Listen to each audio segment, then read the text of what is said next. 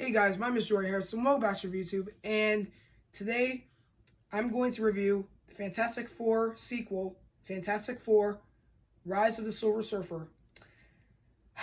So the last video I did, it was on the first Fantastic Four film, which came out in 2005. Now, what I said in my last video was that the movie plot was okay with the origin story, because as we know, most comic book films start off with an origin story. They have to, because they want to introduce the characters in the cinematic way. But when you did that in the Fantastic Four film, it just broke the barriers of good movies. I mean, the first X-Men movie was really good. The first Spider-Man movie was super good as well. But for a movie like the Fantastic Four, I did not like it. Again, I liked the idea of their plot based on the origin story when the Fantastic Four comic came out in the 1960s, but still the whole movie, it was a train wreck. There's no doubt about it. But in this movie,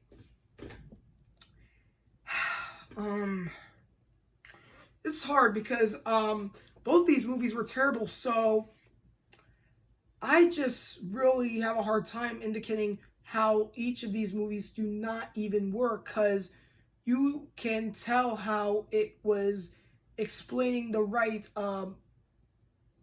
way of each character's perspective, but each character's perspective could be confusing and complicated at the same time, which leads the audience to leaving their seats and throwing away their popcorn, which feels like I would do that when I would see it in a movie theater. I mean, think about it. You're just sitting in the movie theater, enjoying the movie, and then you just throw the popcorn away because it doesn't really work for your taste. I mean, yeah, the Silver Surfer, even though he has his title in the film, he wasn't even featured much in the movie. I mean, you mostly featured Johnny Storm, making him the main character.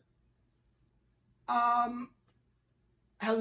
I mean, you were doing a huge wedding ceremony for Reed Richards and Susan Storm. They're the ones who are getting married, although for Silver Surfer, he wrecks the party. But then Johnny Storm butts in and he starts having his own time. So are you saying he's mostly the main important character in this movie?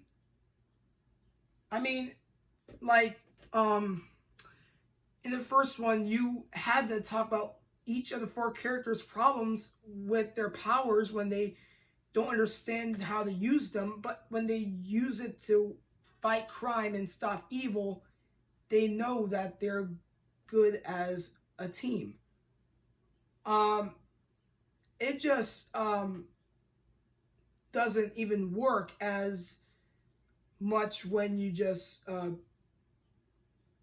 have it in a movie, because as you may know, in the comics, you can understand each of the characters' perspective, but when you watch it in the movie, you just lost the perspective, because each of the characters who might have a different point of view,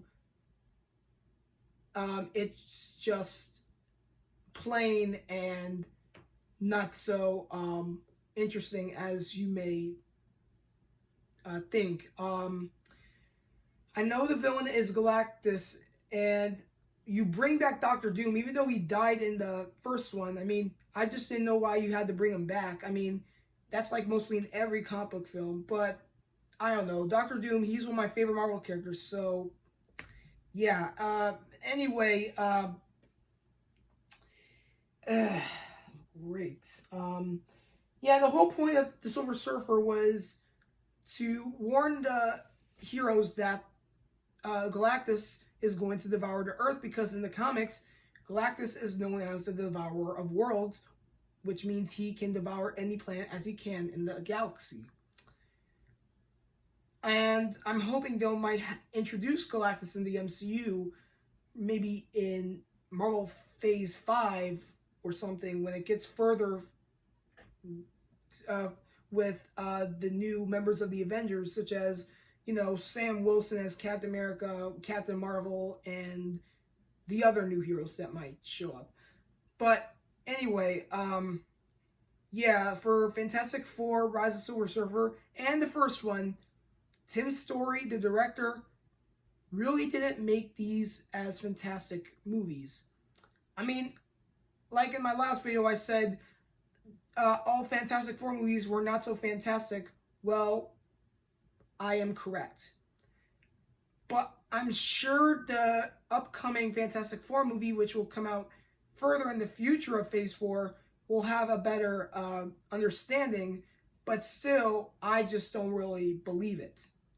Anyway, this is Fantastic Four, Rise of Silver Surfer.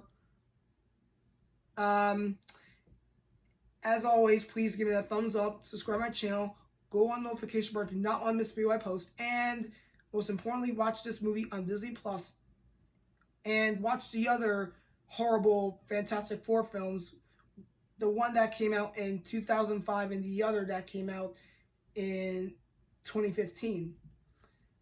Anyway, thank you guys for watching my video. Take care, and I'll see you guys next time.